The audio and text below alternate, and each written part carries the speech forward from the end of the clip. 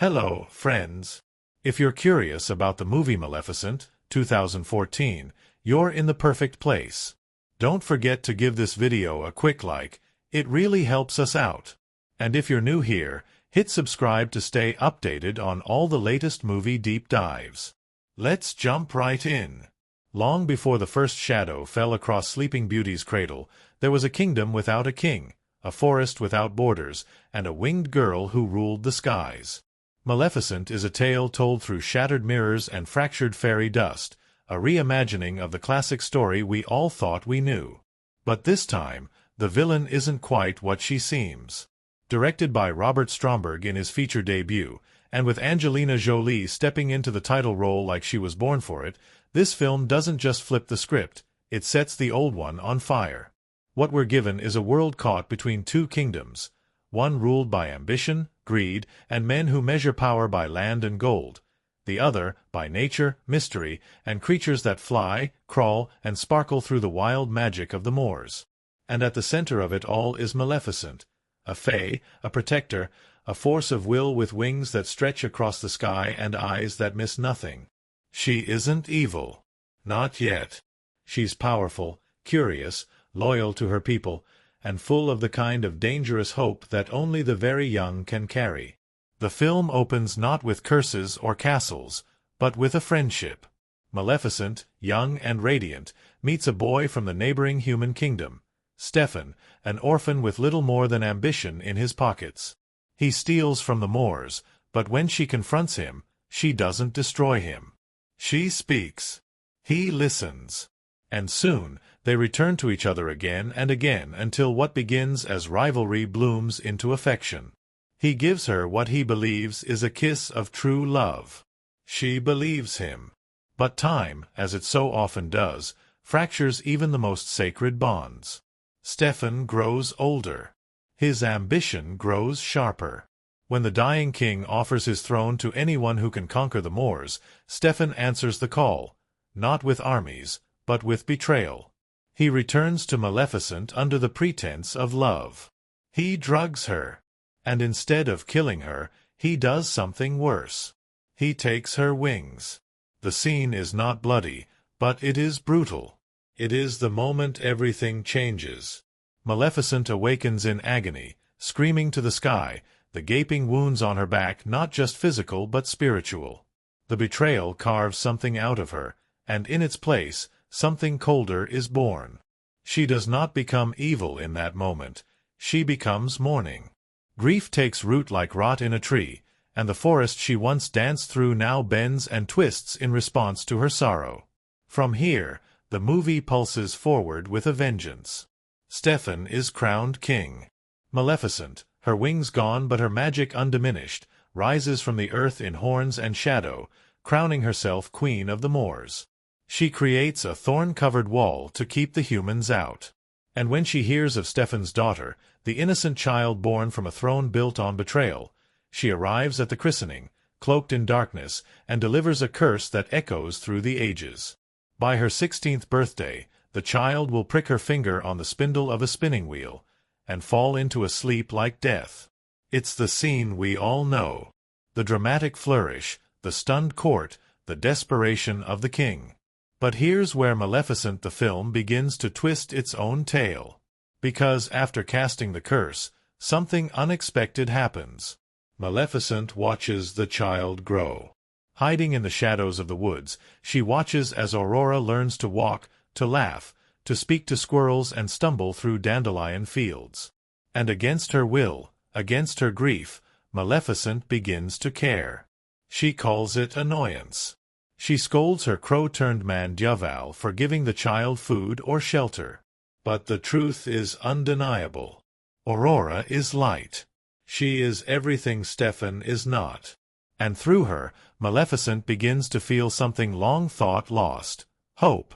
Aurora, played with ethereal charm by Elle, grows into a vision of joy untouched by courtly poison.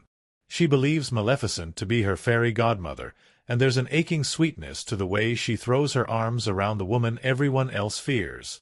This is not the dynamic we expect. Maleficent, the self-declared villain, becomes protector, confidant. mother in all but name. And still the curse looms. It is irrevocable. Bound by her own magic, Maleficent cannot undo it, no matter how much she now wishes to. The film doesn't shy away from the weight of this inevitability. Each step closer to Aurora's 16th birthday feels like walking through water, knowing the storm waits just ahead. We see Maleficent try to guide her away from the castle, try to warn her. But fate, and the fear of men like Stefan, tighten their grip. The film builds toward that fateful moment with the intensity of a tragedy in slow motion. Aurora pricks her finger. The sleep begins. And Maleficent, stricken, brings Prince Philip to the castle, not because she believes in true love's kiss, but because she hopes. She hopes that the old stories still hold some power, that maybe this boy she barely knows can undo what she herself set in motion. But the kiss fails. Because this isn't a love story in the way we expect. It's not about romance. It's about redemption. It's about the love that grows not through destiny, but through time, through choice, through care. Maleficent, shattered, kneels beside Aurora. And in the film's most powerful twist, it is her kiss, tender, maternal, full of sorrow and love, that wakes the sleeping girl. Not a prince. Not a savior. A villain, turned guardian. This moment redefines the entire tale. It isn't about good and evil. It's about how grief can calcify into rage, and how love, slow, unexpected, patient, can thaw even the deepest wounds. The film doesn't excuse Maleficent's darkness. It explains it. And in doing so, it dares to show us that villains aren't born. They're made. And sometimes, they can be unmade too. Of course, there's still one battle left. King Stefan, driven mad by paranoia and guilt, lures Maleficent into a trap. The final confrontation isn't just a clash of magic and metal. It's the final breath of a man who couldn't face what he'd done. Maleficent, weakened, nearly defeated, is saved not by her own strength but by the return of what was stolen, her wings. They come to her in a moment of pure cinematic poetry. Locked in a glass case like a trophy, they burst free, rejoining her in a blaze of wind and fury. And for the first time in years, she flies. The final scenes offer something rare in a reimagined fairy tale: grace. Aurora becomes queen of both realms. The wall of thorns falls. Maleficent, wings spread wide, watches the sun rise over the moors once more, not as a conqueror, not as a villain, but as a guardian. Whole. Changed. What Maleficent does, more than anything, is shift the lens. It tells us that every story has another side. That monsters may be born from betrayal. That curses may carry regret. That the deepest magic is not the kind that puts you to sleep, but the kind that wakes you up. And that, sometimes, the most powerful love isn't born of destiny. It's born of forgiveness. Stick with us as we dive deeper into the layers of this film in the next chapter. There's so much more to explore.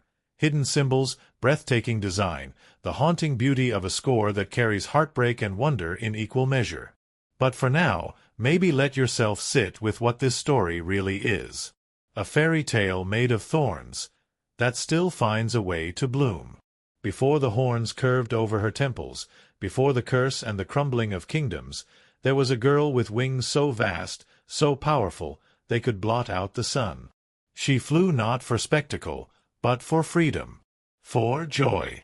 Through the skies of the moors, a realm untouched by human greed, Maleficent soared, a creature of immense power and unmeasured kindness. Her magic didn't corrupt. It healed. It nurtured. She was the guardian of a wild, breathing kingdom where water spoke in ripples and trees bent to whisper in her ear. The moors wasn't a place as much as it was a living dream, a world where the strange and the sacred thrived.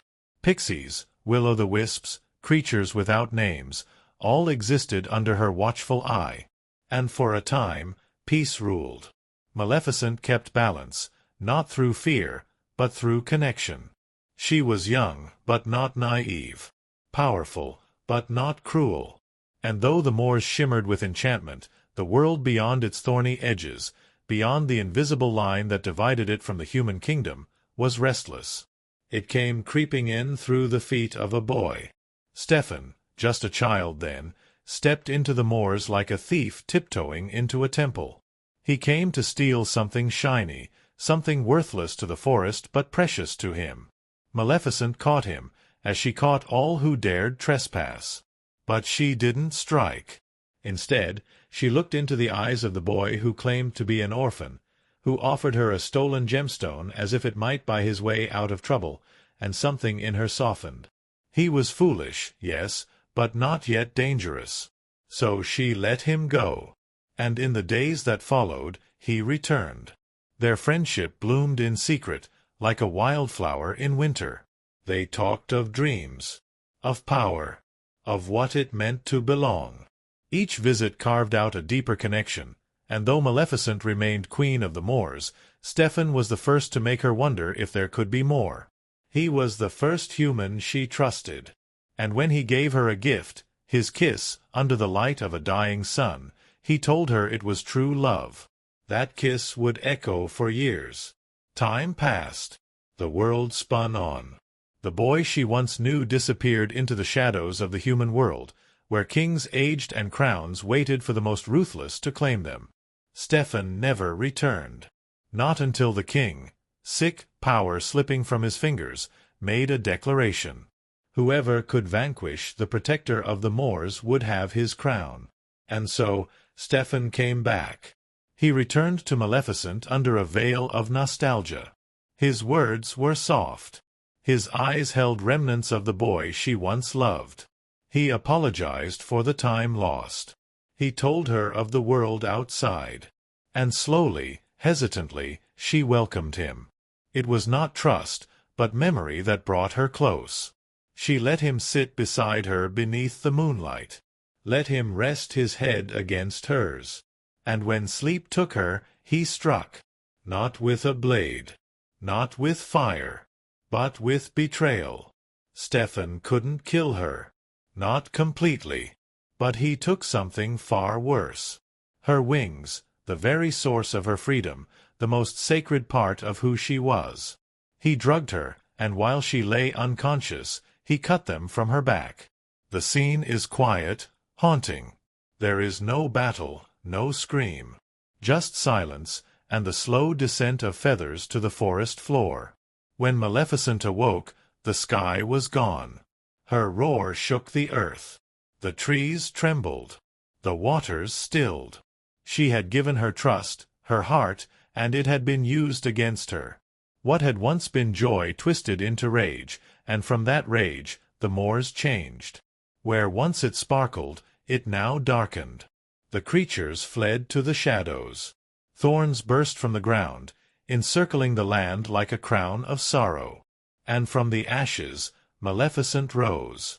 No longer a guardian. A queen of wrath. Her horns grew more prominent. Her robes darker. The light in her eyes faded, replaced with cold fire. She crowned herself not in ceremony, but in grief. Her only companion was a raven named Djavall, whom she saved from death and transformed into a man. Loyal, sarcastic, and observant, Djavall became her eyes and ears, the only voice she allowed near her, even as she turned the moors into a fortress of fear. But grief is never content to stay where it is. It spreads. And it spread to the human kingdom, where Stephen, now king, held his crown with bloodied hands. He married a noblewoman, fathered a daughter, and built taller walls around his castle, not to keep Maleficent out, but to keep his guilt from finding him. The christening of his daughter, Aurora, became a moment of high celebration. The kingdom rejoiced. Fairies were summoned to bestow gifts. And into this scene of glittering innocence, Maleficent walked. Cloaked in black, horns slicing against the stained-glass light, she stepped into the hall as if she'd never been exiled from it. No guards could stop her. No plea could soften her. And with a voice like velvet wrapped around a dagger, she cursed the child on her 16th birthday. Aurora would prick her finger on the spindle of a spinning wheel, and fall into a sleep like death. Forever. Stefan begged. Maleficent smiled. And then, with one final flicker of venomous grace, she added a condition.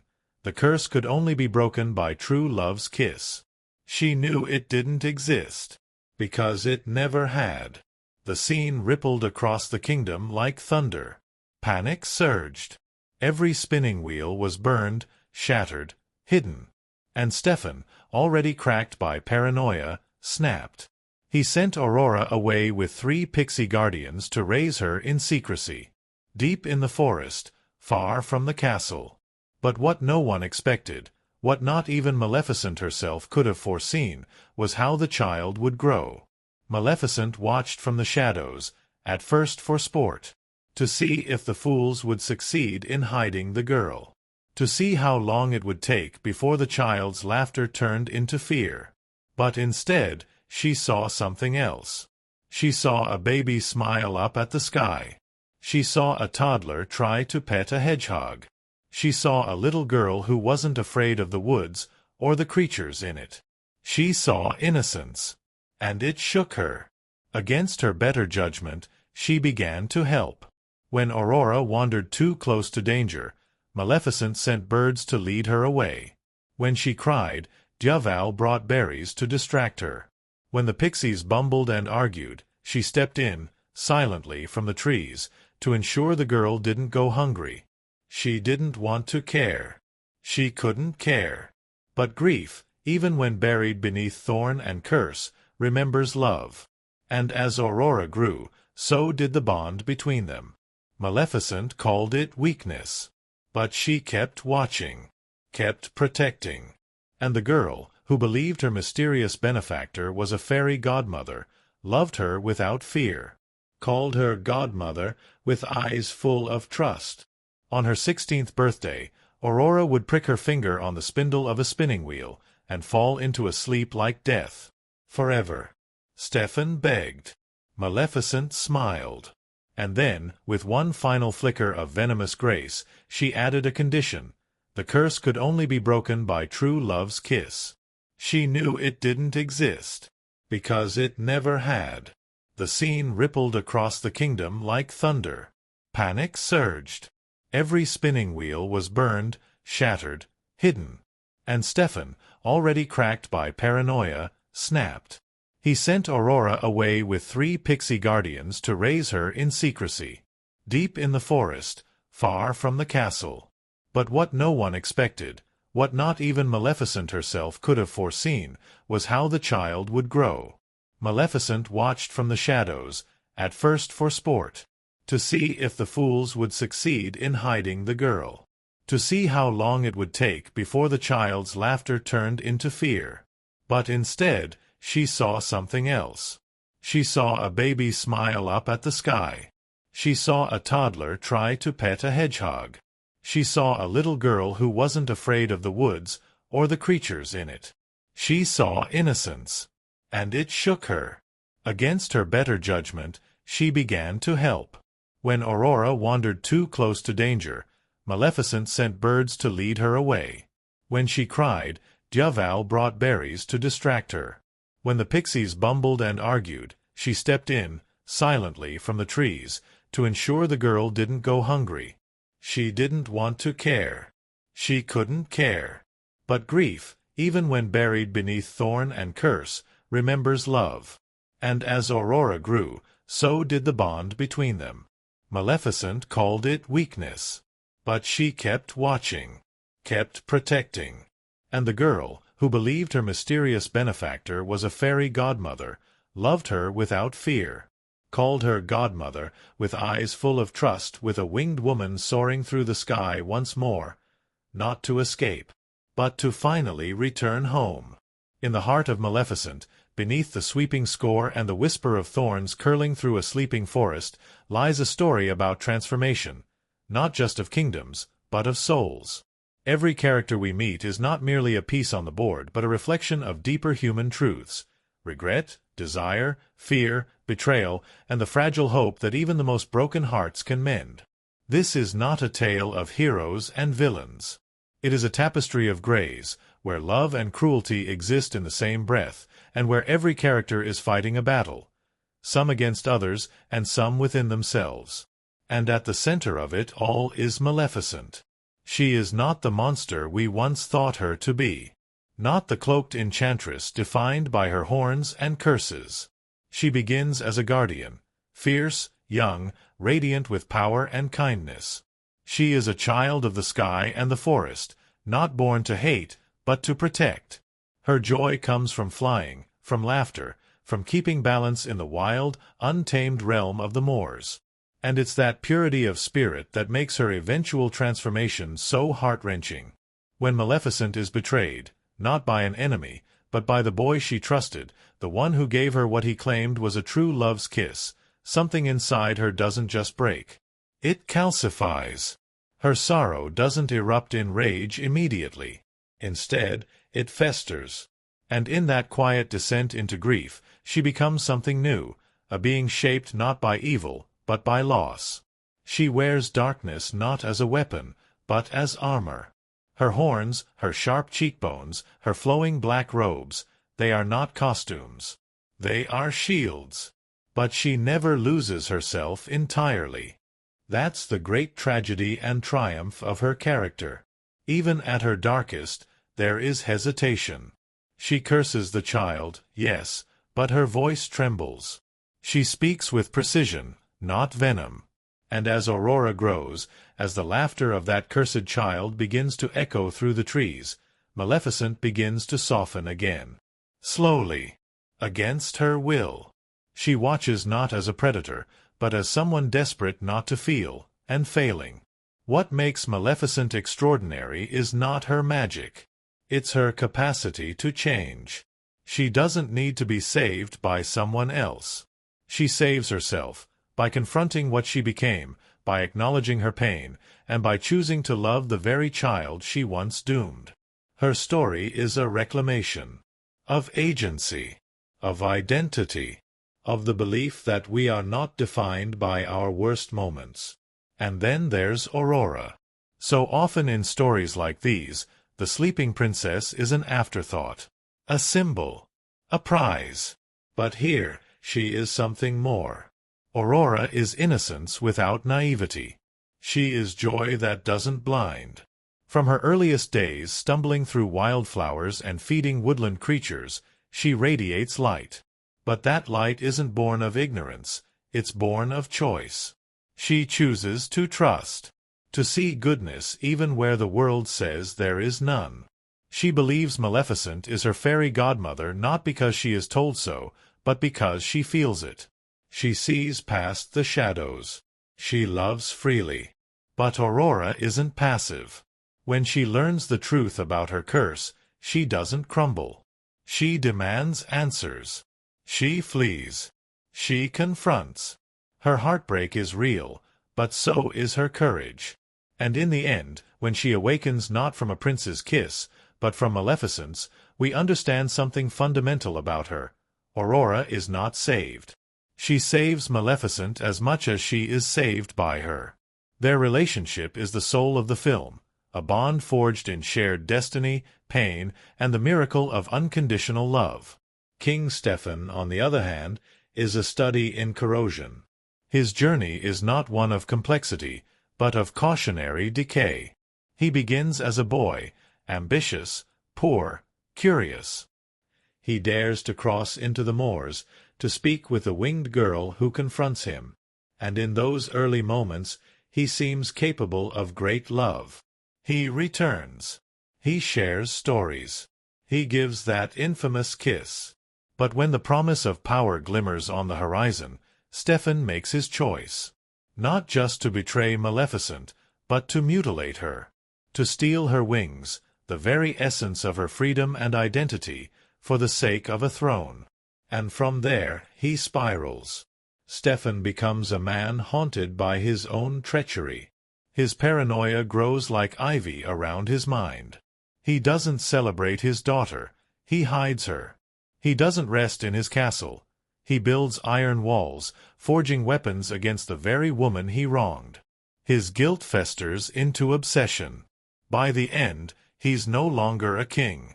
He's a prisoner in his own fortress, driven mad not by Maleficent's vengeance, but by his own self-loathing. His downfall is not Maleficent's doing. It is entirely his own. Djävul, Maleficent's shape-shifting companion, offers a quiet yet vital presence throughout the story. He begins as a raven, saved from a trap, turned into a man by Maleficent's magic.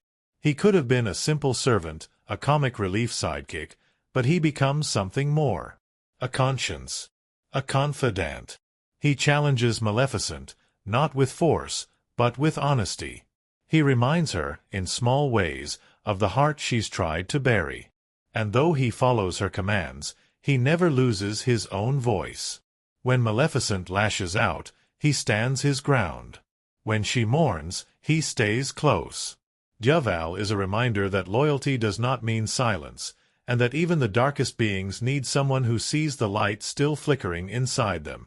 The three pixies, Knotgrass, Thistlewit, and Flittle are, on the surface, comic relief. Their bumbling attempts to raise Aurora, their constant bickering and lack of practical skill, add levity to a story steeped in sorrow. But their incompetence serves a deeper purpose. They represent the failure of tradition, the idea that old roles and rituals, three fairies bestowing gifts, raising a princess in the woods, are no longer sufficient in a world where complexity has taken root. Their presence is endearing, but ultimately powerless. And that's the point. The real magic, the real salvation, comes not from the expected sources, but from the unexpected bond between Maleficent and Aurora. Prince Philip, too, plays against type. He is charming, certainly. Gentle, earnest. But he is not a hero in the traditional sense. He is not the one to slay dragons or storm castles. His kiss does not wake Aurora. And rather than feeling diminished, this choice elevates him.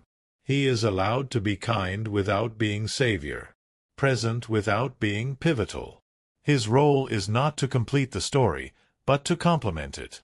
To show that love, in its early fluttering form, is still valuable, even if it's not the cure. And then, of course, there are the wings. Not a character in the literal sense, but in every emotional way that matters. Maleficent's wings are more than appendages. They are freedom, identity, joy. When Stefan takes them, it is a violation of the highest order, not just of her body, but of her spirit. Their absence is a constant visual reminder of what she lost. And their return, crashing through glass, rejoining her in battle, is not just a moment of triumph, it's a moment of healing. They don't make her powerful again. They make her whole. Each character in Maleficent is tied to a different kind of love.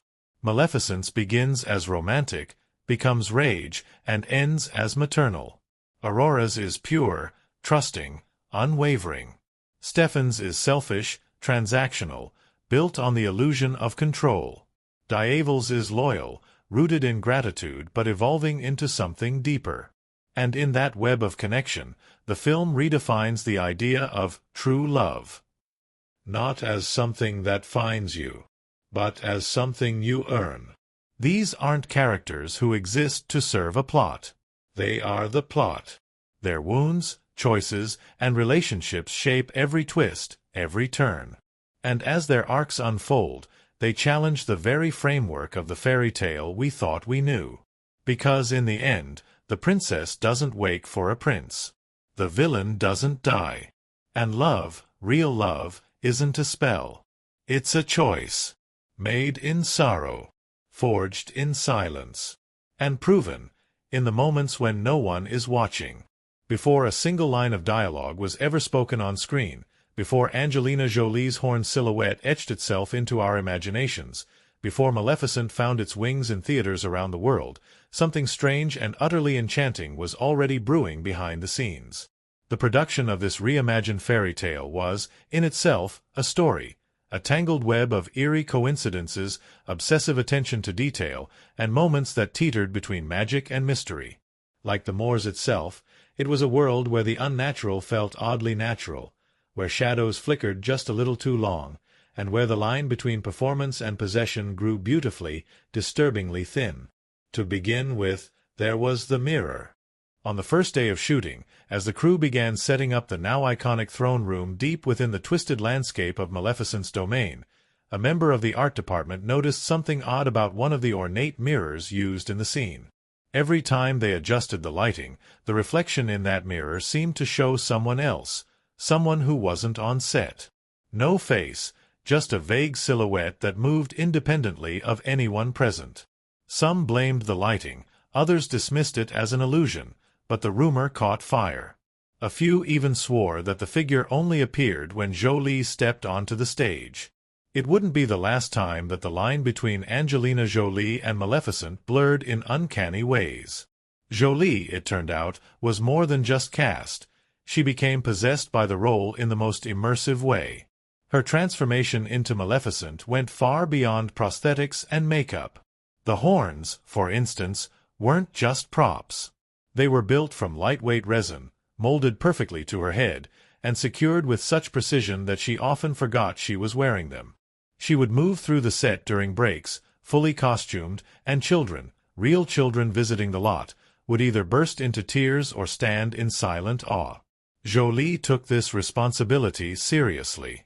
When her own daughter, Vivian Jolie Pitt, was cast as young Aurora, it wasn't just nepotism, it was necessity. No other child would come near her on set. The makeup, the presence, the silent, piercing stillness Jolie embodied. It was too much. Children cried, froze, ran. But Vivian, only 5 at the time, simply walked up to her mother and smiled. That quiet, genuine connection gave birth to one of the film's most delicate early scenes, where Aurora stumbles toward Maleficent with open arms, unafraid of the horns or the darkness. It wasn't acting. It was instinct. There was also the matter of Jolie's wings. Most fans assumed the wings were digital, a swirling blur of post-production wizardry. But in truth, the design was based on real physics. The production team crafted mechanical prototypes, with articulated joints that mimicked the way bird wings folded and fluttered. Though Jolie didn't wear the full mechanical rig during performance takes, she trained with the stunt team using harnesses that allowed her to feel the pull and weight of wings. The effect was subtle, but it changed the way she moved, especially in scenes where her wings were gone. "It felt like something had been cut from me," Jolie admitted in an interview. "I knew that grief." Stranger still was the storm. One of the film's key sequences, Maleficent's coronation over the moors after her wings are stolen, was scheduled for clear skies. The production needed natural light, open air, clean shadows. But the morning of the shoot, a heavy fog rolled in from nowhere. It wasn't in the forecast. The skies darkened.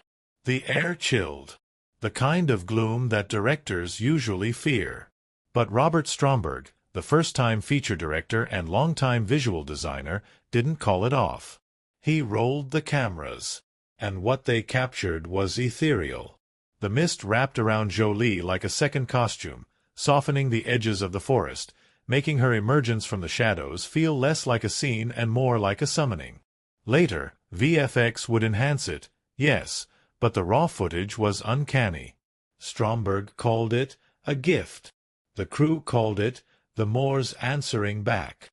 But perhaps the most surreal on-set occurrence came during the filming of the christening scene, the moment where Maleficent curses baby Aurora. It was one of the largest and most elaborate sequences in the film, with over 200 extras in period costume, intricate lighting setups, and a script so iconic that every word felt sacred. Jolie prepared for days. Her entrance was choreographed down to the inch. But when the cameras finally rolled, something happened. The room fell silent. Not just film set silent, but unnaturally silent. Even before Jolie spoke, extras forgot their cues. One actress reportedly dropped her prop entirely. Another, who played a noblewoman near the front, was so captivated that she missed her eye line and looked straight into the camera. Jolie, standing tall in her black horns, didn't blink. She let the silence stretch, smiled with that now iconic curl of disdain, and then delivered the first line, "Well, well," with such chilling poise that the entire room exhaled at once. Later, some would say it felt like she'd conjured the stillness herself. That she owned that room in a way no one could fake. And then there was the Crow.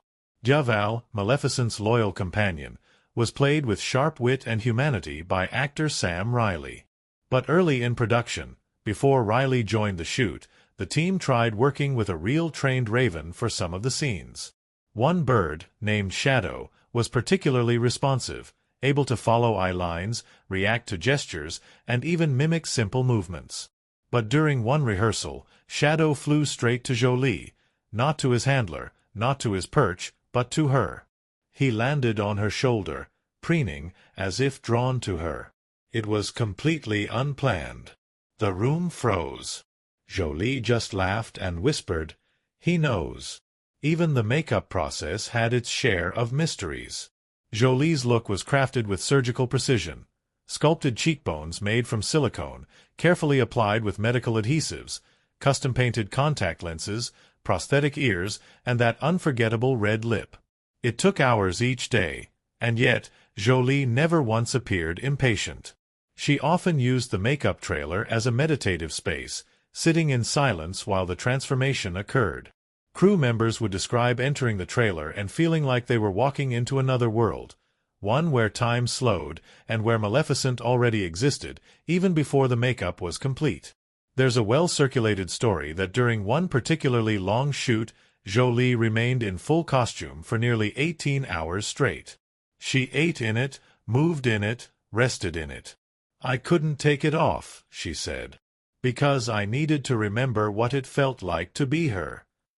That devotion led to unexpected physical challenges. Minor injuries from wire work, bruises from harnesses, even skin reactions from prolonged prosthetic wear, but Jolie never complained. "She was our myth," one crew member said, "and we followed her." The film's production design also held secrets, some visible, some hidden. The castle sets were built with aging in mind. The walls were painted not just for beauty, but for storytelling. If you look closely during certain scenes, you'll notice carvings, faded symbols, and designs etched into the stone. These weren't part of the script. They were added by the set designers as nods to forgotten history, to old magic, to the deeper mythos of the world. One carving, just behind Maleficent in her confrontation with Stefan, resembles a broken crown encased in thorns. It's never acknowledged, but it's there, waiting. And then there's the final fight. Maleficent's rise, the return of her wings, the collision of magic and iron. The scene was rehearsed over and over again, with stunt doubles, wire teams, and multiple camera angles. But on the final take, something clicked. Jolie, suspended in midair, her wings flaring out behind her, let out a scream so raw, so real, that it wasn't in the script. It wasn't planned. It came from someplace deeper. A place of reclamation. It's the scream you hear in the film. It's the moment where she becomes whole. There's an argument to be made that Maleficent was never just a film. It was an invocation, a reclaiming of story, a resurrection of something long misunderstood. And the production, with all its strange rhythms and eerie truths, reflected that. This wasn't a film that simply got made. It wanted to be made. And it pulled the right people, the right storms, the right shadows to bring itself to life. Sometimes fairy tales are written, and sometimes they write themselves. There's a certain weight that settles over you when you finish watching Maleficent. It's not the usual glow of a fairy tale's tidy ending, nor the triumphant thrill of vanquished evil and restored order. No, this film lingers. It unsettles. It dares to unlace the tightly woven threads of the story we thought we knew and offer instead a version drenched in sorrow, guilt, redemption, and unexpected tenderness. From the moment it begins, Maleficent signals that this will not be another retelling for the sake of nostalgia. This is revision as reckoning.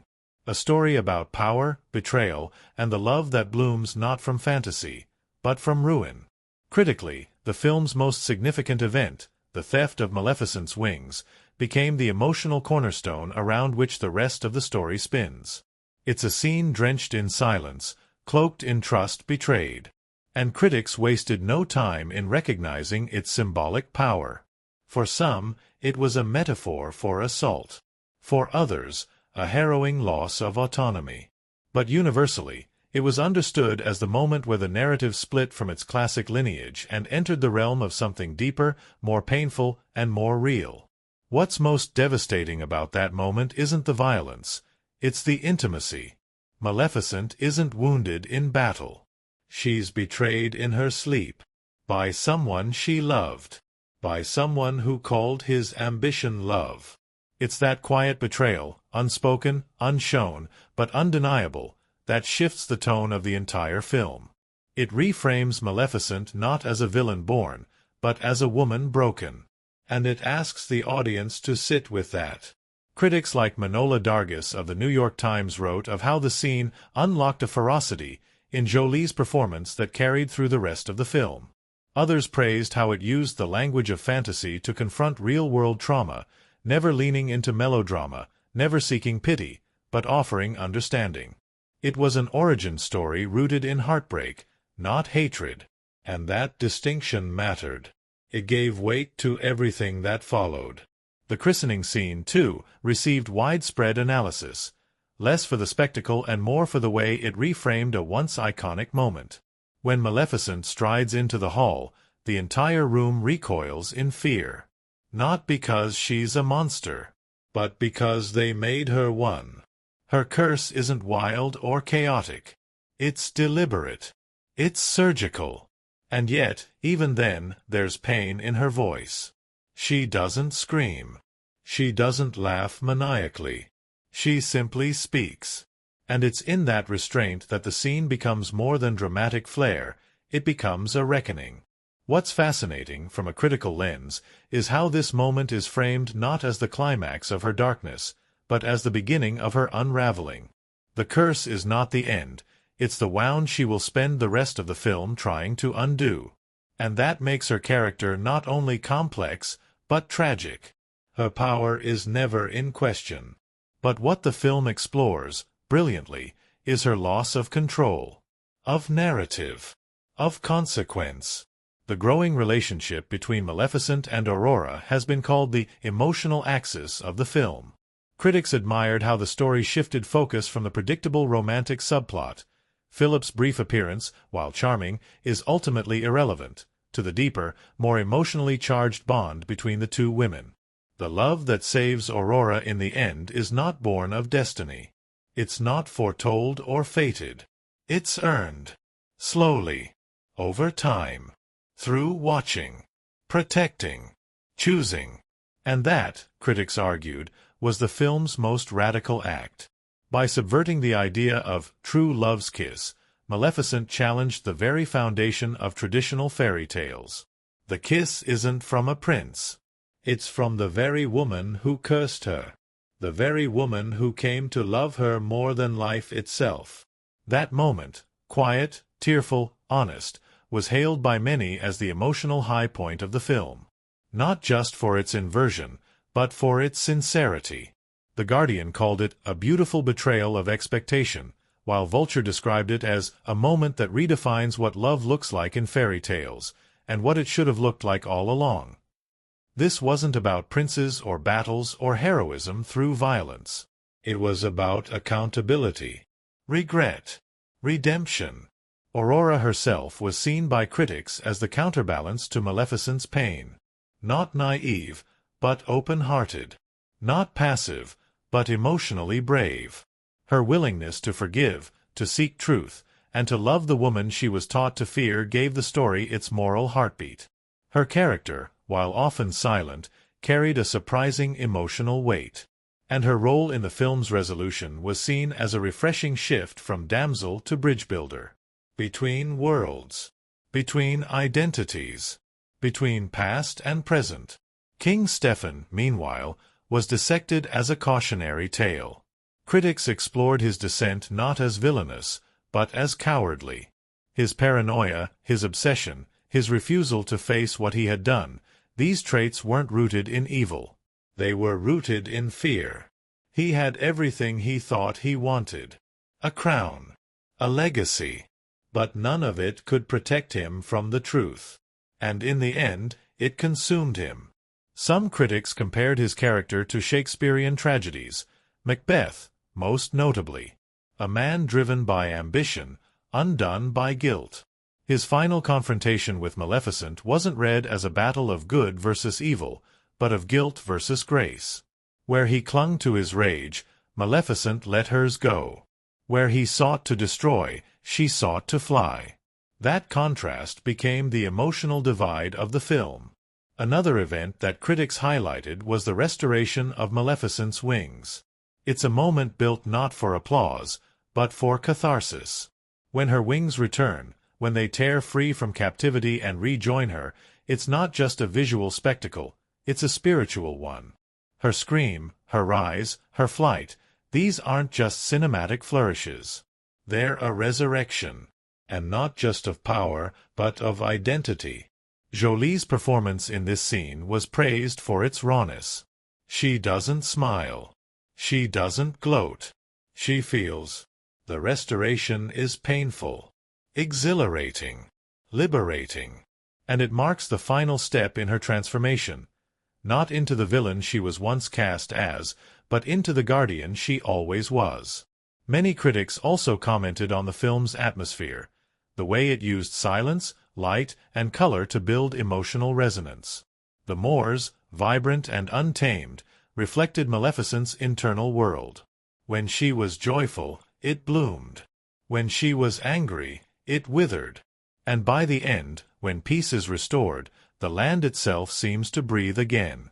This connection between character and world was seen as a masterstroke in visual storytelling. Audience reception mirrored much of the critical praise, but also brought new dimensions. For many viewers, Maleficent wasn't just a film. It was a reclamation of identity, of voice, of agency. Some critics compared his character to Shakespearean tragedies, Macbeth, most notably. A man driven by ambition, undone by guilt. His final confrontation with Maleficent wasn't read as a battle of good versus evil, but of guilt versus grace. Where he clung to his rage, Maleficent let hers go. Where he sought to destroy, she sought to fly. That contrast became the emotional divide of the film. Another event that critics highlighted was the restoration of Maleficent's wings. It's a moment built not for applause, but for catharsis. When her wings return, when they tear free from captivity and rejoin her, it's not just a visual spectacle, it's a spiritual one. Her scream, her rise, her flight, these aren't just cinematic flourishes. They're a resurrection. And not just of power, but of identity. Jolie's performance in this scene was praised for its rawness. She doesn't smile. She doesn't gloat. She feels. The restoration is painful, exhilarating, liberating. And it marks the final step in her transformation. Not into the villain she was once cast as, but into the guardian she always was. Many critics also commented on the film's atmosphere, the way it used silence, light, and color to build emotional resonance. The moors, vibrant and untamed, reflected Maleficent's internal world. When she was joyful, it bloomed. When she was angry, it withered. And by the end, when peace is restored, the land itself seems to breathe again. This connection between character and world was seen as a masterstroke in visual storytelling. Audience reception mirrored much of the critical praise, but also brought new dimensions. For many viewers, Maleficent wasn't just a film. It was a reclamation of identity, of voice, of agency. Women, especially, responded to the film's central themes of betrayal and healing. Survivors of trauma spoke of seeing themselves in Maleficent's journey, not in her vengeance, but in her grief, in her slow return to herself. Parents, too, saw reflections in the unlikely bond between Maleficent and Aurora. Not all love comes from blood. Sometimes, the fiercest protection comes from those who never asked to care, but did anyway. That love, born of choice rather than obligation, resonated deeply. There were, of course, critics who dismissed the film. Some felt its pacing was uneven, its tone inconsistent. Others wished for more of the political intrigue hinted at in the Human Kingdom. But even those less enchanted by the narrative acknowledged the strength of its core message. Maleficent, in the end, is a story about transformation. Not just of a woman, but of a myth. It takes a character who was once little more than a symbol of spite and turns her into something achingly human. It asks what happens after the curse, after the betrayal, after the fire, and it dares to answer with grace. It doesn't erase the past. It reframes it, and in doing so, it turns a villain into a mirror, and dares us all to look. The making of Maleficent wasn't just a production, it was a summoning. It didn't unfold like a standard fairy tale set built from concrete schedules and neatly packaged call sheets. No, the film rose from shadow and shimmer, wrapped in black velvet and wildfire. It demanded immersion, intuition, and a creative process that, at times, felt more like channeling a story already etched in the bones of myth than simply crafting it anew. From the wings that flew before they were rendered, to the darkened halls that seemed to hold their own breath, the production was filled with both cinematic precision and eerie, almost magical, coincidence. It began with a vision. Not a script. Not a storyboard. A feeling.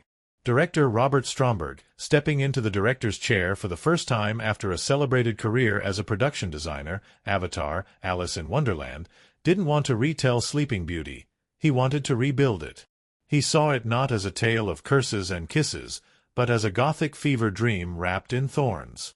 He imagined a landscape where light and shadow moved like moods, where the physical world mirrored the inner lives of its characters, and where Maleficent, once a flat villain in a sea of black, could breathe for the first time. To make that vision real, Stromberg and his team went deep into conceptual development. The moors, that dreamlike forest realm Maleficent calls home, wasn't designed from fairy tale clichés. It was built from fragments of memory and nature, photos of Iceland's strange moss-covered rocks, sketches of underwater creatures reimagined as land dwellers, and even macro images of plant textures. Everything in the moors had to feel both ancient and alive, magical and mournful. The flowers opened in slow motion. The trees curled protectively. The air shimmered with mystery. Stromberg described it as a place where nature was allowed to grieve and rejoice in the same breath. But no element of the film demanded more meticulous attention than Maleficent herself. The design of her character wasn't just about homage, it was about evolution. The animated Maleficent from 1959's Sleeping Beauty was already iconic, but Jolie and the creative team wanted to make her real. Not just believable in the world, but believable in emotion. Early tests experimented with full prosthetics, but it was Jolie who made the call. Subtle was better. The horns would be sleek, almost like bone. The cheekbones would be sculpted, not exaggerated. The costuming would be regal, but restrained. The goal wasn't villainy, it was vulnerability under control.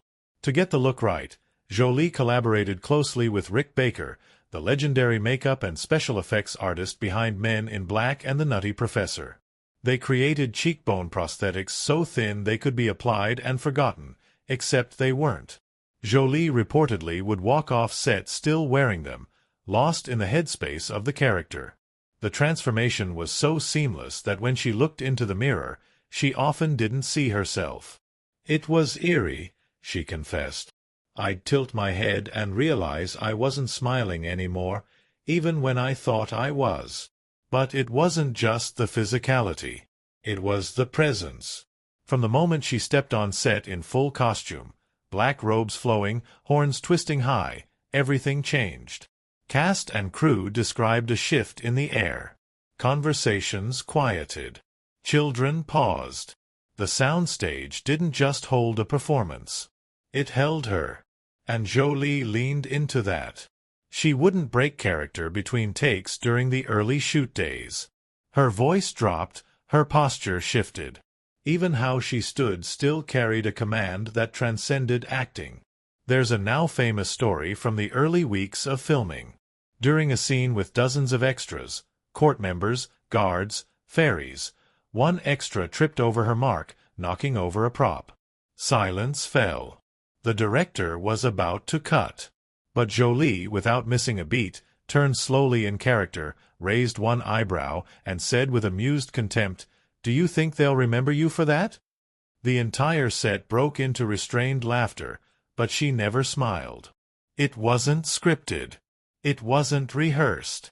It was Maleficent, breathing. The atmosphere was strange and serious, but not without joy. Elle Fanning, who played Aurora with a kind of sunlight poured into human form, often brought levity between takes. She would spin, Jolie recalled.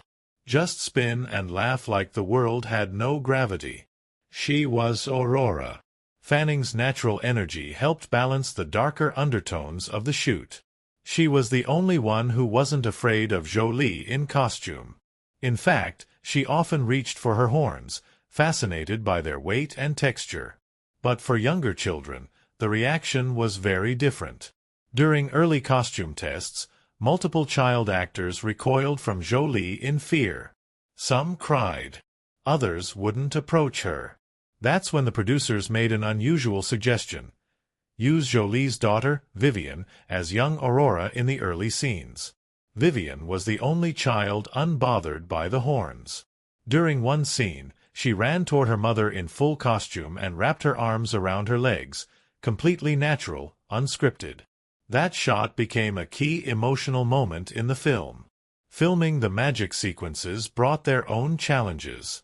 Jolie performed many of her stunts with wire rigs, learning how to land, spin, and levitate with eerie precision. But the most emotionally demanding scene was arguably the one with the least visual effects. The morning after Maleficent wakes to find her wings gone. It was filmed on a closed set. No sound but Jolie's breathing. No music. Just the camera, her body, and the rawness of grief. She didn't act that, Stromberg later said. She lived it. To create the illusion of lost wings, the crew built a special rig into her costume that mimicked weight, so when she leaned forward, her body still moved as if wings trailed behind her. The phantom sensation helped Jolie channel the character's despair. She fell to the ground, weeping, clawing at her back. The silence on set afterward lingered long after the scene was done. The film's visual effects were cutting edge, but always in service to emotion. The Moors were largely digital, built by a team that used animal movement studies and environmental simulations to make sure everything felt plausible, even the impossible.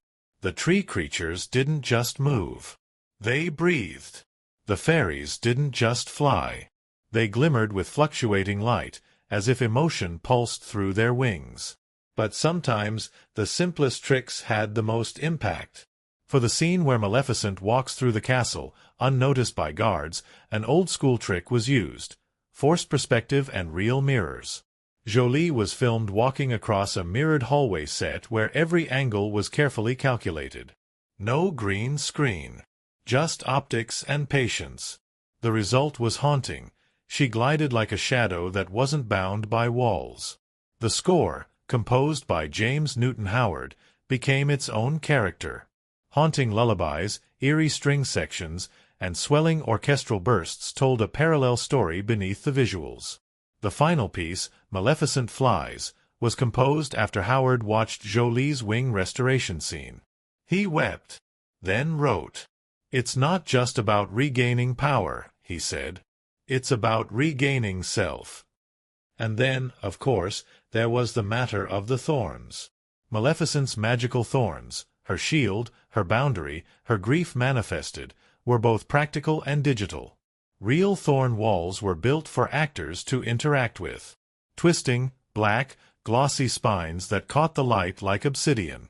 Jolie walked through them often barefoot, unworried, like she was born among them. Some days, crew members found fresh scratches on the walls, small, almost like claw marks. No one ever figured out how they got there. One of the most surprising fun facts? The infamous, "well, well," line wasn't in the original script. Jolie added it. She walked into the christening scene, horns high, all eyes fixed on her. The silence stretched, and she whispered it. Just once. The take was perfect. Everyone froze. It became the defining line of her version of Maleficent, a greeting, a challenge, and a threat all in one breath. By the end of the shoot, the cast and crew weren't just wrapping a movie. They were closing a chapter that had, for many, become personal. Stromberg wept on the final day. Jolie stood in costume at dawn, watching the sun rise over the digital monitors. She didn't want to take it off, the costume supervisor said. She said goodbye to Maleficent like she was a friend. And maybe she was. Because Maleficent wasn't built like a film. It was built like a myth rediscovered. And behind every scene, every camera angle, every whispered line, was a crew and a cast who knew they weren't just making a movie. They were setting a record straight. Not just for Maleficent, but for every story that never got to tell its side. There are fairy tale worlds that sparkle with sugar and pastel, kingdoms sculpted in gold, where light spills across polished stone like syrup and danger never dares to cast a proper shadow. But Maleficent was never meant to live in such a place. From the moment the screen flickers to life, it doesn't present a world you want to escape to. It presents a world that already exists in the edges of dreams, untamed, uncertain, and unrelentingly alive. The settings of Maleficent aren't backdrops. They are memory, emotion, the deepest parts of its characters made manifest in branches and battlements, in shifting skies and mirrored lakes. Every location breathes. Every shadow tells a truth. And no place breathes louder than the moors. The moors, Maleficent's wild, mysterious realm, isn't just her home. It's her reflection. It's her skin turned outward. When she is joyful, the moors sing. When she grieves, they darken. Constructed through a seamless marriage of real-world landscape and digital wizardry, the moors feel ancient and animate, like something that grew out of the earth long before language gave it a name. The design team drew from a tapestry of earthly wonders: Iceland's lava fields, the bioluminescence of deep-sea creatures, African savannas at dusk, and the dense green hush of Pacific Northwest rainforests. But the resulting landscape wasn't a collage. It was a mood, a dreamscape. And each time Maleficent walks its moss-covered ridges, each time her wings carry her over waterfalls that tumble through blue mist, it tells us what she can't yet say. This is her soul made visible. Before the betrayal, the moors are aglow. The light dances through the air like pollen. The creatures that inhabit it, whimsical, strange, glowing, emerge from tree trunks and watery depths without hesitation. The grass pulses with life. The flowers bloom like breath. This is not a land shaped by man. It doesn't have corners or walls or order. It's built of chaos and harmony braided together. The air feels thick with magic, but also with comfort. It's a place that doesn't just accept Maleficent. It loves her. And then, after Stefan takes her wings, everything changes. The moors are still beautiful, but there's a new edge. The light dims, not all at once, but subtly. The greens turn darker, more muted. The skies gray. The creatures that once cavorted now move slowly, warily. And eventually, the thorns rise. Gnarled black vines that twist out of the ground like rage made visible. They grow without pattern, without end. They don't just keep others out, they wrap around the moors like armor. A living wall of grief. The thorn forest becomes a symbol repeated throughout the film. Not just in the moors, but everywhere Maleficent goes. Her path leaves traces, branches that twist toward her, roots that shift beneath her feet. It's not evil magic. It's memory. The moors remember their queen's heartbreak. They manifest it. The setting, in this way, is not passive. It reacts. It feels. But beyond the moors lies another world, one of stone, firelight, and hidden daggers. The human kingdom. Where the moors curve and pulse and hum, the human kingdom stands straight, angular, cold. The architecture is tall and severe, rooted in medieval reality but stripped of comfort. Its colors are dull, stone gray, soot black, blood red. The castles don't welcome. They tower. They threaten. And King Stephen's own palace, with its narrow corridors and sharp, echoing halls, becomes a kind of psychological prison, especially in the film's latter half, as paranoia consumes him. The longer the story unfolds, the darker the castle becomes. Windows close. Torches flicker low. The throne sits like a trap waiting to be sprung. One particularly brilliant use of setting comes when Maleficent enters the castle for Aurora's christening. She's walking into enemy territory, but the architecture makes it feel like she belongs. The tall ceilings mirror her horns. The long aisles stretch before her like a path she already owns. The crowd parts in fear, yes, but also awe. The throne room, meant to convey Stephen's power, becomes Maleficent's stage.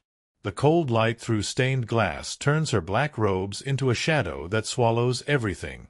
The setting amplifies her presence, not by design, but by accident. The humans have built a world that looks powerful, but in her presence it feels hollow. Cinematographer Dean Semler captures all of this with a painter's eye. His camera doesn't move in wild arcs or rush to meet action. It lingers, observes. There's a reverence in the way he frames Maleficent in flight, never rushed, always majestic. When she first rises into the sky, even after her wings are stolen and restored, it's shot not as spectacle but as salvation. The camera pulls back just enough to let her silhouette command the clouds. And when she walks, the camera holds its breath. She is never just present. She commands presence. Lighting plays a crucial role in shaping the emotional arc of each scene. Natural light floods the early Moors scenes, warm, golden, filled with dust motes and dappled shadows. It's a light that feels innocent, unfiltered. But after the betrayal, even sunlight looks colder. The shadows stretch longer. Interiors are lit with a harshness that exposes every line, every truth. Maleficent herself becomes a study in contrast, backlit by flame, silhouetted against storm clouds, framed against the eerie glow of her own magic. Color theory weaves its way through the film like an invisible hand. Maleficent's world is rooted in deep greens and rich blues, colors of nature, of depth, of mourning. Stephen's world bleeds gold and gray, the opulence of royalty already turning to ash. And when Aurora enters the moors, her presence is marked by pale pinks, soft whites, lavender, a palette of innocence, of hope. As the bond between her and Maleficent grows, those colors begin to mix. The settings where they meet take on a new light, neither too bright nor too bleak. The world softens around them, the land responding to their emotional proximity. Sound design, though not visual, enhances the setting in ways that deserve mention. The Moors have their own language, rustling leaves, distant bird calls, the soft chime of fairy wings.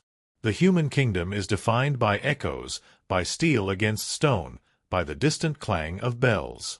And when the two worlds collide, when Maleficent crosses the threshold into the castle or when Aurora wanders into the thorns, the soundscape shifts with them. You don't just see the difference between worlds. You hear it. You feel it. The throne room battle at the climax takes full advantage of every architectural element. High ceilings echo with screams. Iron chains clatter against stone. The walls close in. It's not just a fight scene, it's a collapse.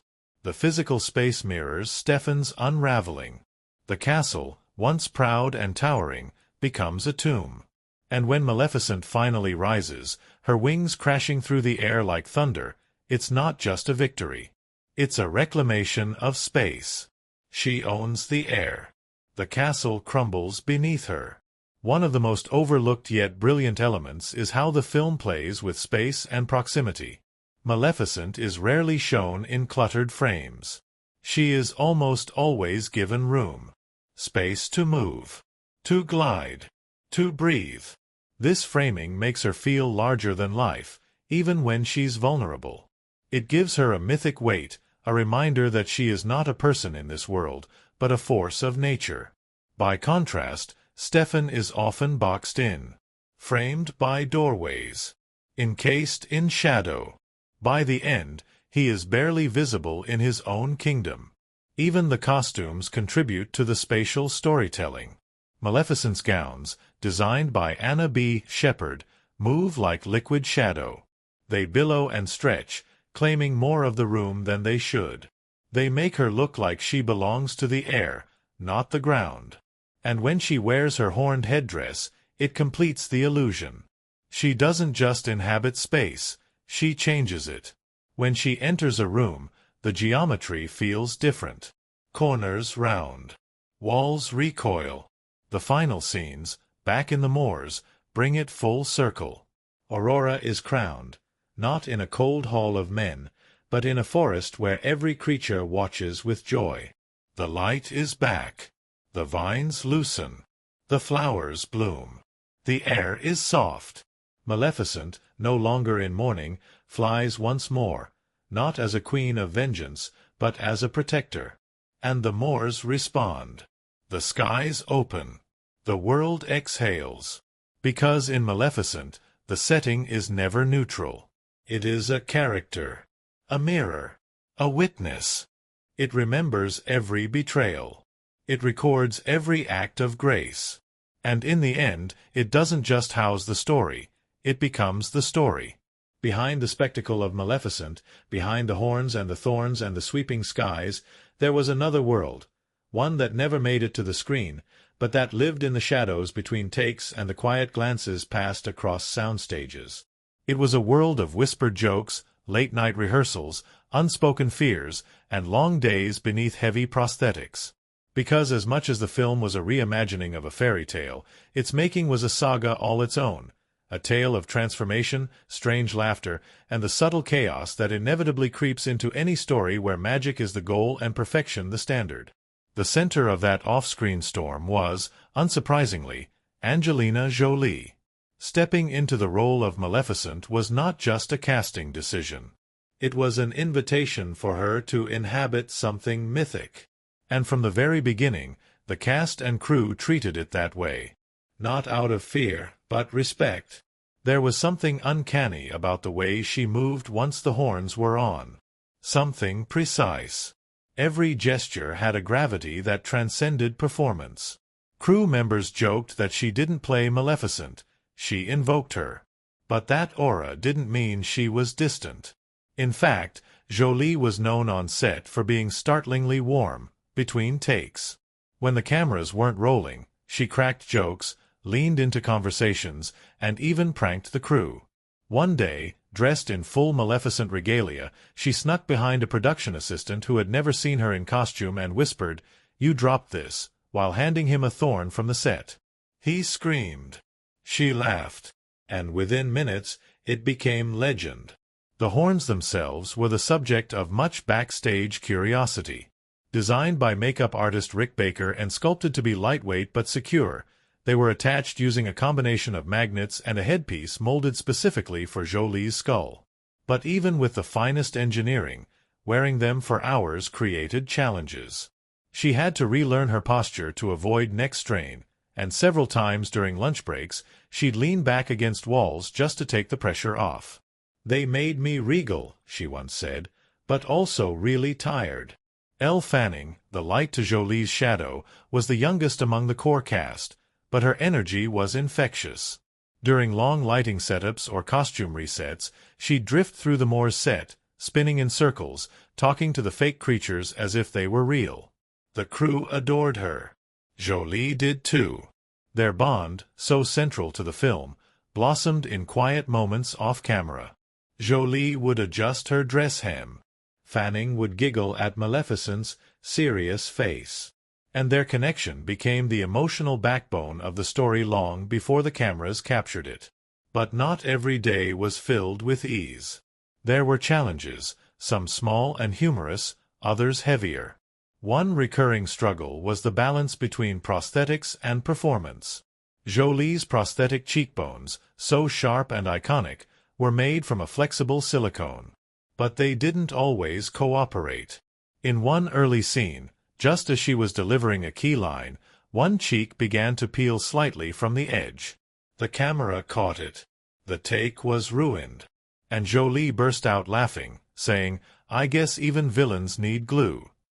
The team quickly adjusted, using stronger adhesives and touch-ups between every take after that. The wings, of course, were a marvel and a nightmare. While CGI was responsible for most of the flight scenes, physical rigs were used during rehearsals to give Jolie a sense of weight and motion. A wire team hoisted her high above the set, often for hours, to simulate the feeling of soaring or hovering. But on more than one occasion, wires tangled or shifted at the wrong moment. Once, during a test run, she was nearly spun upside down when a pulley caught. She managed to stay calm, gritting through the moment until they lowered her, but later admitted, "The first time Maleficent flew, I really earned it." The Moors themselves were a character that required dozens of people to animate. Practical sets included real trees wrapped in bark-like foam, pools of dyed water, and mechanical flowers that opened with the touch of a trigger. Visual effects would later enhance it all, but the actors had real environments to work with. Still, the complexity meant that scenes often took hours to light and prepare. While waiting, Jolie would sit under one of the giant mushrooms, quietly humming, while Elle napped on a faux tree root beside her. The set wasn't just a stage, it was a small, surreal village. One of the more unexpected challenges came from the soundstage's temperature. With so many heat-generating lights, the space would become sweltering. Actors in heavy costumes, especially those playing court figures in Stefan's kingdom, had to wear layers of velvet, leather, and metal. Extras fainted. Fans were brought in. And Jolie, whose costume was mostly black and layered with fur in some scenes, had a special cooling vest she wore between takes. Crew nicknamed it the Ice Queen. Despite the difficulties, the camaraderie on set kept spirits high. Sam Riley, who played Dyaval, quickly became the unofficial jester of the cast. Between takes, he'd mimic Maleficent's lines in absurd accents or sneak up behind Elle Fanning pretending to be a raven. His chemistry with Jolie was just as playful off-screen, with the two often improvising conversations between Dyaval and Maleficent that never made it into the final cut, but kept the crew laughing. A particularly memorable moment came during the filming of the christening scene. Jolie, in full costume, made her entrance down a long corridor surrounded by extras in formal garb. On the first take, her robes caught on a rug. She stumbled, just slightly, but caught herself with regal poise. Without missing a beat, she turned and said, "Even evil needs to watch her step." The room burst into applause. Director Robert Stromberg, though new to directing, brought with him a visual language shaped by his work in art design. He was meticulous. Scenes were often storyboarded down to the gesture, but he encouraged emotional improvisation. "Find the truth," he'd tell actors. "Then we'll find the frame." His collaboration with cinematographer Dean Semler was a dance of instinct. They often waited for the right light, even on indoor sets. Semler would adjust light rigs subtly throughout the day, chasing the perfect angle. It slowed things down, but it made the film breathe. The film's composer, James Newton Howard, visited the set often, absorbing the tone before writing. He watched scenes in silence, standing behind monitors with his hands in his pockets, whispering to himself. It's said that the theme for Maleficent Flies came to him while watching a rehearsal with no dialogue, just Jolie, standing alone in her throne room, lifting her arms in silence. And of course, there were the small, strange superstitions. Crew members reported recurring dreams during production, of wings, of dark forests, of falling through the sky. One assistant swore her watch stopped every time they filmed near the Thorn set. Another claimed the same crow landed on the edge of the soundstage each morning at exactly the same time. Whether coincidence or something more, enchanted, no one could say. On the final day of shooting, the cast gathered before sunrise. They were filming a scene that wouldn't appear in the film, a silent montage of Maleficent watching Aurora from afar, wings unfurled, the sun rising behind her. It was never meant for the screen. It was just closure. A goodbye. The crew stood quietly, not behind monitors, but together in the cold, watching the take. When it ended, Jolie stayed still for a long moment. And then slowly, almost imperceptibly, she smiled. When the horns came off for the last time, the makeup team gathered around her. She looked at them and said, "Thank you for letting me wear her." And they cried. Because it wasn't just makeup. It wasn't just performance. It was the end of a spell. Behind the sweeping fantasy and the visual grandeur of Maleficent lies a film made not by magic, but by people. By actors who bled into their roles. By artists who built impossible worlds. By technicians who waited for the right wind, the right light, the right silence. And by a woman who turned a villain into a human being, not just on screen, but in every heartbeat between takes. Because in the end, the magic wasn't in the spells. It was in the making. Beneath the wings and enchantments, under the gothic shadows and fey-born forests, Maleficent pulses with meaning. It doesn't whisper its themes. It breathes them through every movement, every glance, every crack in a voice. This is a tale that never relied on words to speak the loudest. Instead, it uses silence, light, loss, and touch. It shapes its truth from thorn and sky. Every frame is layered with subtext, every symbol a mirror, reflecting not just the heart of its characters, but the wounds they try to hide. Maleficent isn't just about magic. It's about survival, and the aching, necessary transformation that follows pain. At the heart of this film lives its most defining theme, betrayal and its aftermath. Maleficent begins not as a villain, not even as a hero, but as a girl with wings. A guardian of the moors, full of wild joy and untempered power, she's curious, confident, and open to love. She protects without hesitation. She forgives easily. And when she meets Stefan, she sees him not as a threat, but as a bridge. Their friendship, and later their affection, is painted softly at first. No grand declarations, just the gentle drift of trust slowly taking root. But trust, as Maleficent shows us, is fragile. Stefan's betrayal doesn't come through violence, it comes through pretense, through intimacy weaponized. And that betrayal becomes the emotional rupture that fuels the entire narrative. Critics and audiences alike have drawn potent connections between Maleficent's assault, the removal of her wings while she is unconscious, and real-world violations. The scene is harrowing without showing blood. It doesn't need to. The absence speaks volumes. Waking to find something essential stolen is, in every sense, the death of the person she once was. And so another theme begins to bloom, identity and loss. Maleficent's wings aren't just tools for flight. They are her freedom, her joy, her innocence. The moment she loses them, she doesn't just fall from the sky. She falls from herself. The forest around her dims. Her magic, once soft and life-giving, turns cruel and sharp. Her body remains, but her spirit is changed. And it's here that Maleficent begins to unravel the myth of the evil fairy. It doesn't ask us to justify her actions. It asks us to understand them.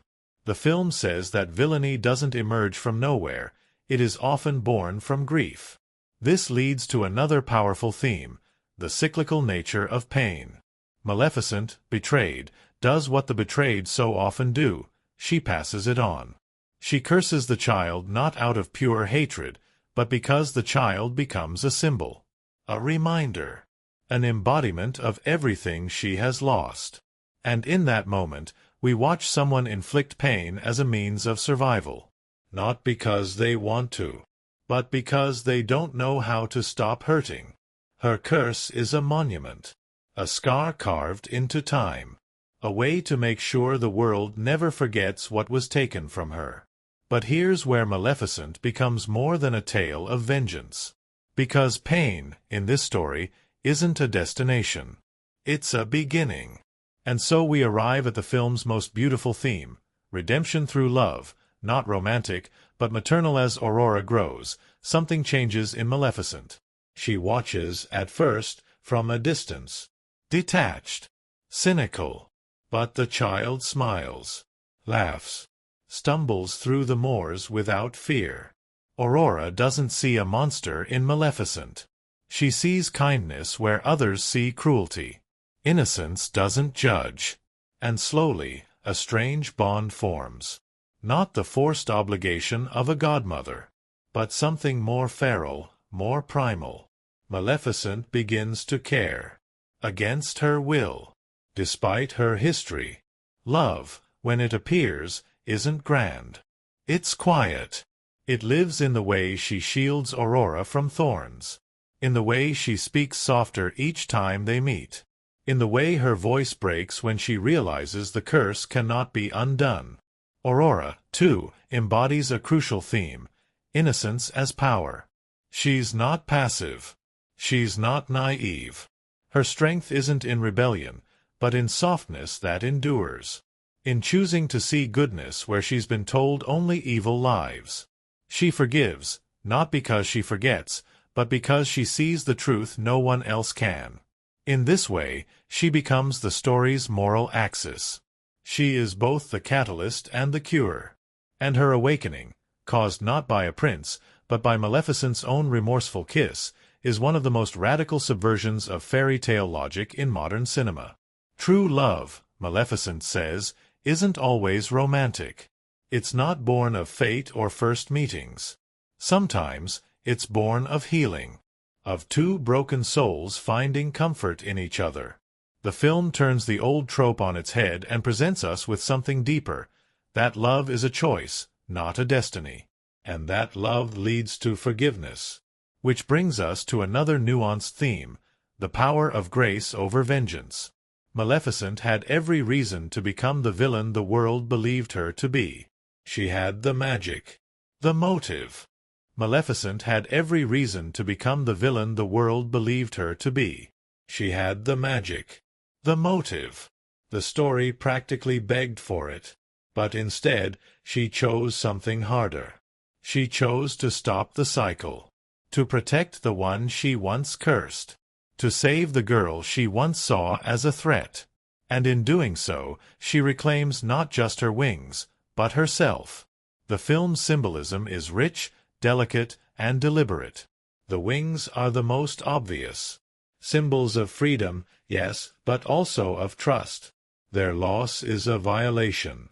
Their return is not just a moment of triumph. It is rebirth.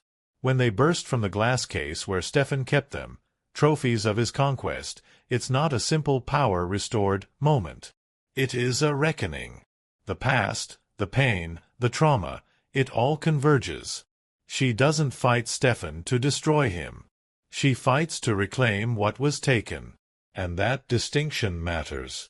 The thorn wall is another powerful symbol. Maleficent raises it to protect the Moors from humanity. But thorns are double-edged.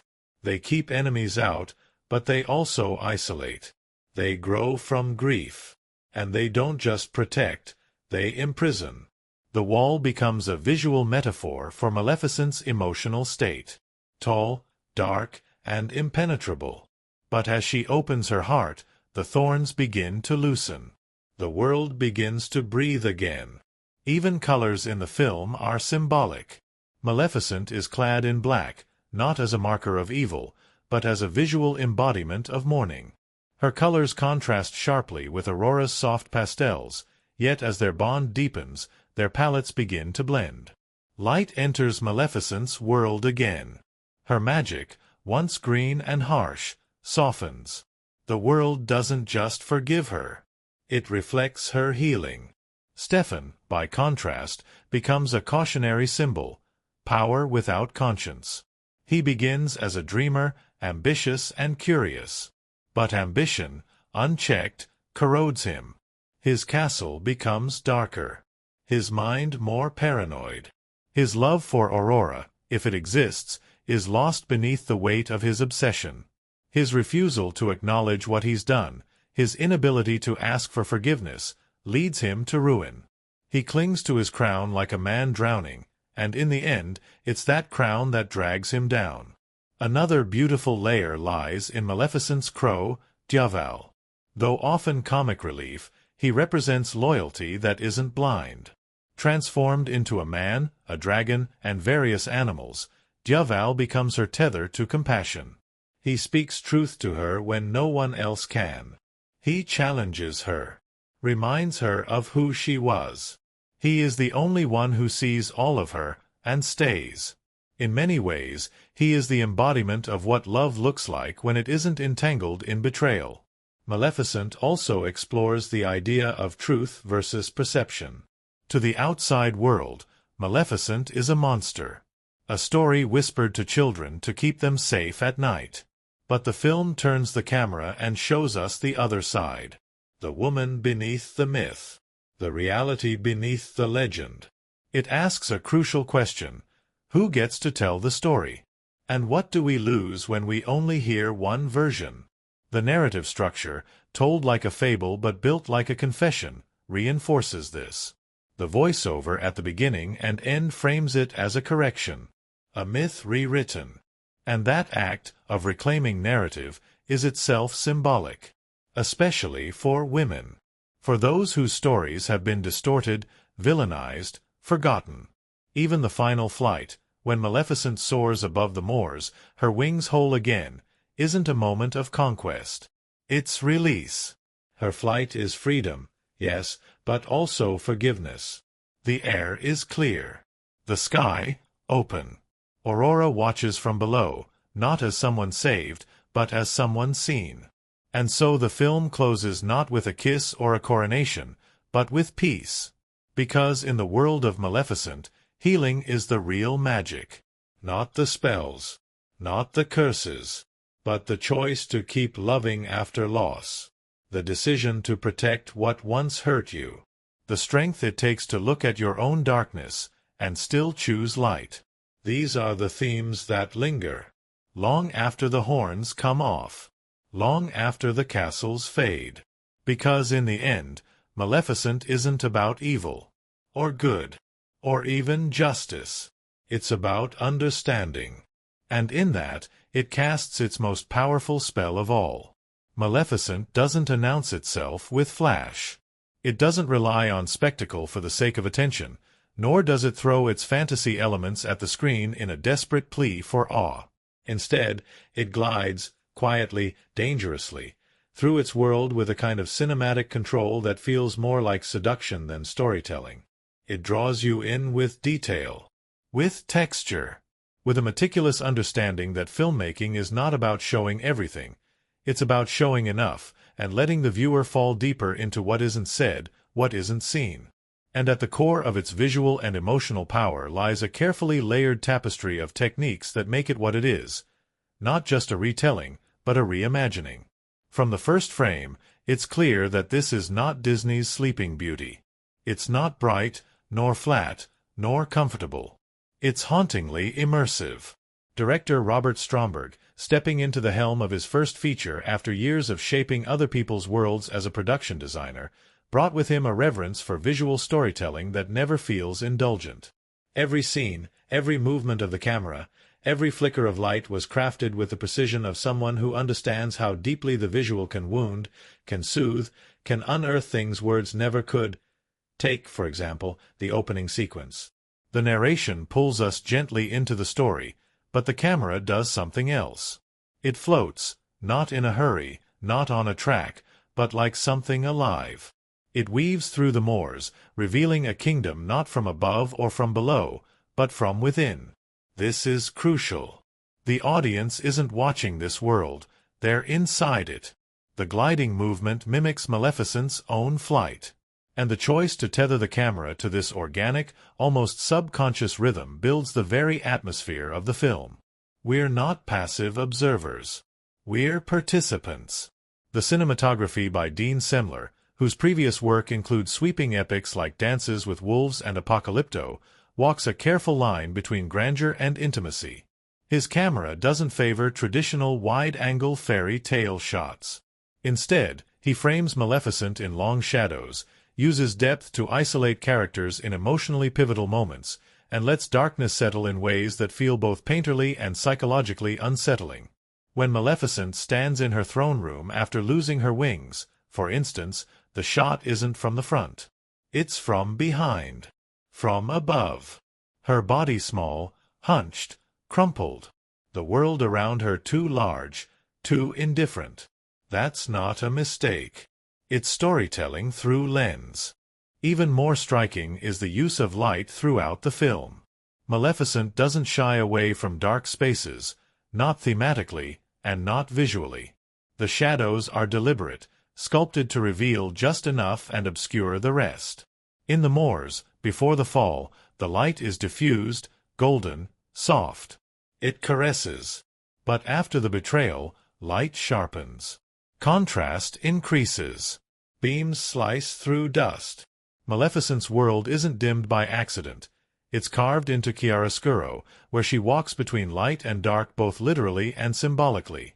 One of the most powerful visual choices is the shift in the castle's lighting. Early scenes in Stefan's kingdom use warm candlelight, earthy hues, open spaces. But as Stefan succumbs to fear and obsession, the color palette cools. The stone becomes a deeper gray. His throne room is always cold, even when filled with people. By the time Maleficent returns to confront him, the space feels claustrophobic, more like a tomb than a court. This is how filmmaking talks to you without speaking. The editing, helmed by Chris Lebenson, is another silent force shaping the tone.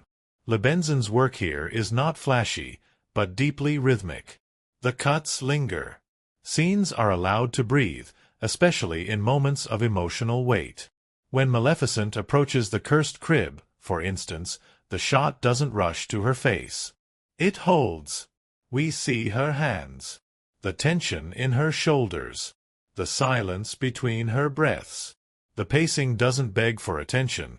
It demands presence.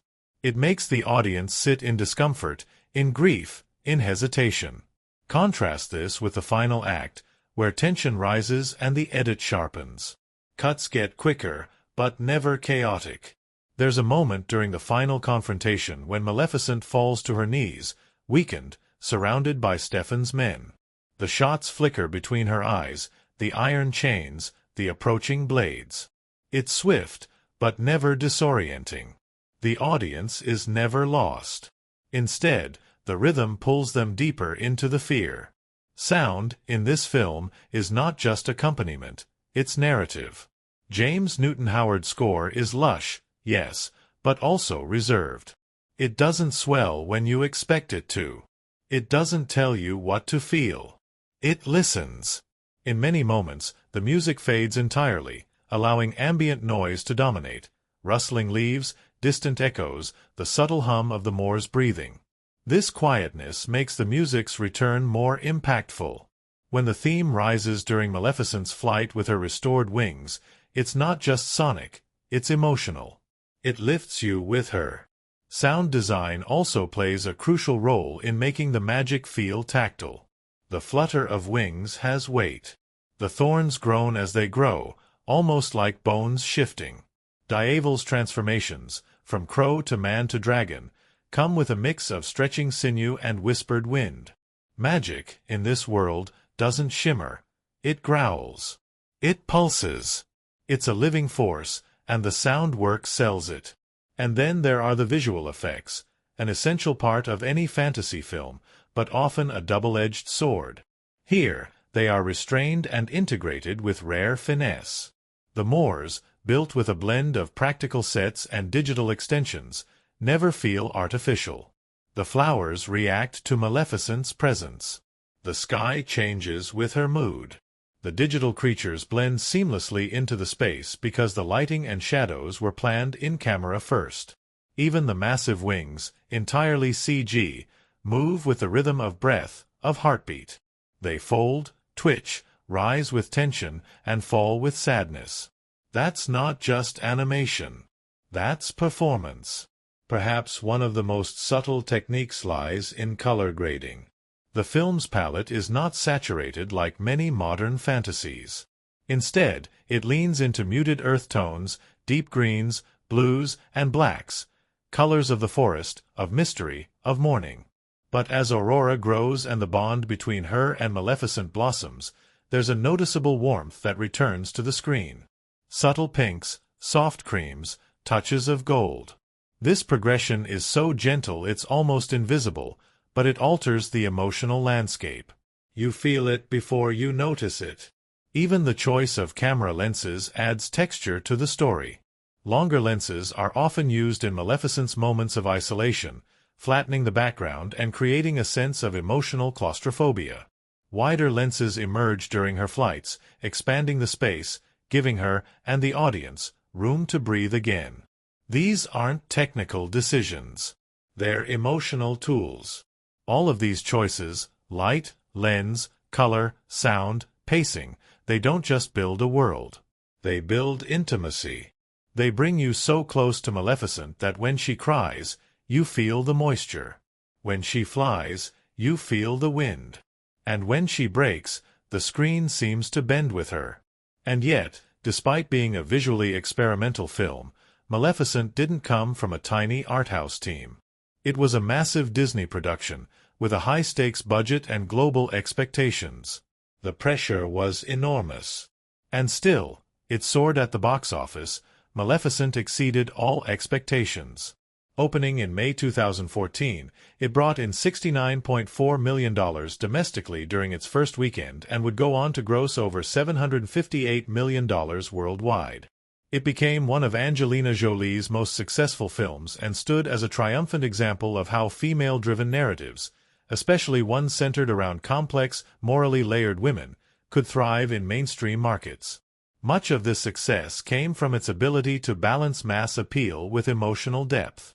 Families came for the fantasy, but they left talking about trauma, redemption, and love that doesn't fit in fairy tale boxes. Critics praised the direction, the visuals, and especially Jolie's performance, while audiences, especially women, found something rare, a character who had been vilified for decades finally telling her own story. The film's technical achievements were recognized across the industry. It was nominated for an Academy Award for Best Costume Design, a nod to the film's immersive world-building, and received multiple nominations from BAFTA and the Saturn Awards. But beyond accolades, what mattered more was what the film did. It made space for a new kind of storytelling. Maleficent showed that blockbusters could be introspective, that fairy tales could bleed, that villains could cry.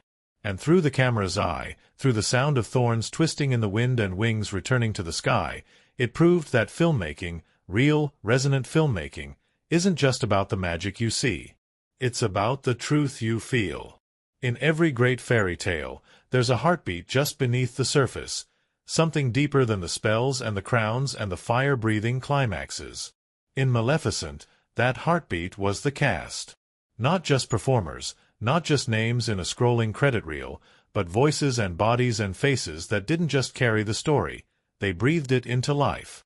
From the quiet vulnerability of a cursed child to the cold calculation of a king unraveling, from wings that spoke louder than dialogue to the glint of regret in a villain's eyes, this was a film where the performances didn't ask to be seen, they demanded it.